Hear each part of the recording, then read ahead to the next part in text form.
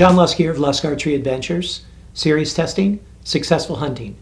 Today I'm going to be testing a favorite of many people, and that is the Kudu Broadhead. I've gotten quite a few requests to test the Kudu over the years and finally got my hands on some, and I'm ready to put it to the test. This is a really cool looking head, and it has a lot of great strengths to consider, but I want to see how it performs. So we're going to zoom on in here, look at some of the specs of the heads, and I'll give some description of it, and then we're going to take it out and test it. We're going to test it for long range accuracy, for edge retention, durability, and penetration. And as always, I'm going to be shooting my FOC King arrows, 460 grains. I'm using fobs, and I'm shooting it out of my Bowtech SR6, set at 72 pounds with a 27-inch draw. Let's see how the Kudu performs. Here's the Kudu head close up, and some initial things that you're going to notice right off the bat. First of all, it just looks wicked cool. Okay, this is the 125 grain model, and you notice it has this black finish on it, and it's dulled like that in black, so it doesn't flash and glare and shine in the woods.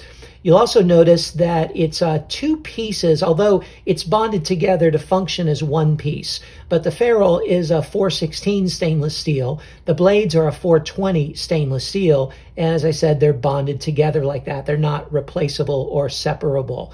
The blades are brought to a Rockwell hardness of 50.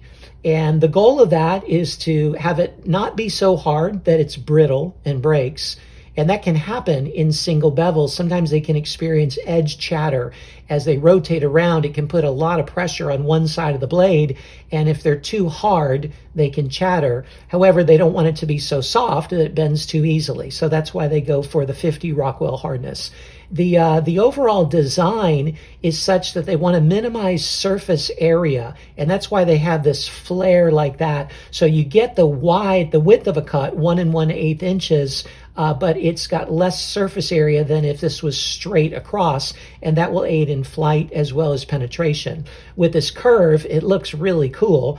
It's going to make it a little more difficult to sharpen, but you can do so with a round file or a round stone of some sort, or a wheel or some other tool like that. The blades are 0.050 inches thick, which they need to be a certain degree of thickness for the single bevel to really work effectively, and hopefully they've achieved that. So overall, really sleek, cool design. Looks like it will fly well, looks like it will penetrate well, looks like it will hold up well, but I'm eager to put it to the test and see.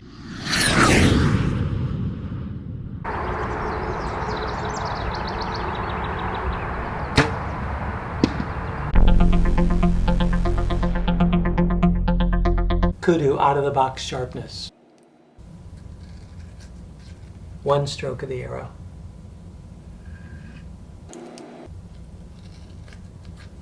Two strokes of the arrow.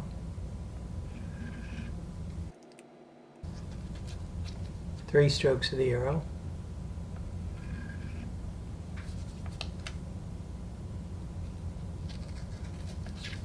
Four strokes of the arrow.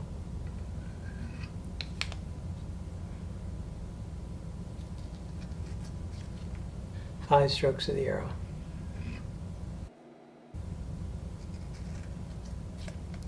Kudu steel cut paper after 5 strokes of the arrow.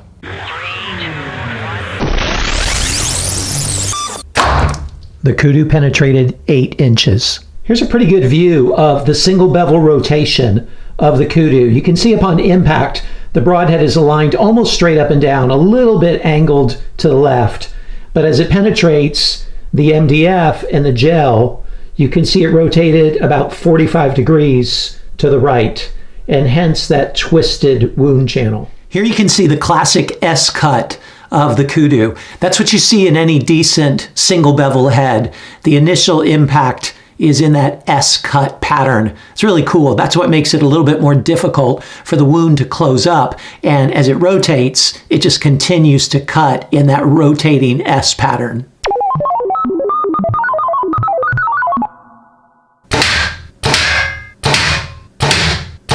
Here's the Kudu after going through the 22 gauge steel plate 5 times. And as you can see, it's in fantastic shape. There's some slight cosmetic damage, but it's in really, really good shape. The only thing I see here is these little fine tips that the points come to where they're sharpened on both sides. Those got a little bit nicked up. You can see some slight abrasion on the edge. You get a little bit of edge chatter there with that single bevel, but very minor. This is held up better than the vast majority of heads going through the steel plate like that. And I'll also note that this back and sharp edge is really handy when you're pulling them out of a target, okay? Because with a single bevel, you get about 90 degrees of rotation within a target, and it can be difficult to pull them out. But this being angled and being sharpened really helps. Now, the 7 HD target, for some reason, it's just really easy on broadheads. Broadheads come out pretty easily. But this one especially came out easily because of that back sharpened edge. So what did you think of the Kudu? Man, I gotta say, I was impressed. I can see why it has such a loyal following. Thought I would do the conclusion of this video in front of my Kudu here, okay? This head really is just a solid, great flying, great penetrating, good rotating, single bevel 2-blade head. If you're going after really big animals or you have a lower kinetic energy setup, this is especially something worth considering. Yeah. The only drawback to this, you may be thinking, is, well, it's just 2-blade and I'd like to cut more tissue. Well, they've just come out with this head now with bleeders, okay? And I just heard about that. I've got some coming. I'm gonna be testing those in the next few days and posting that video as well. But man, if you're looking for a 2-blade head and a single bevel head, this is one really worth considering. Great job, Kudu.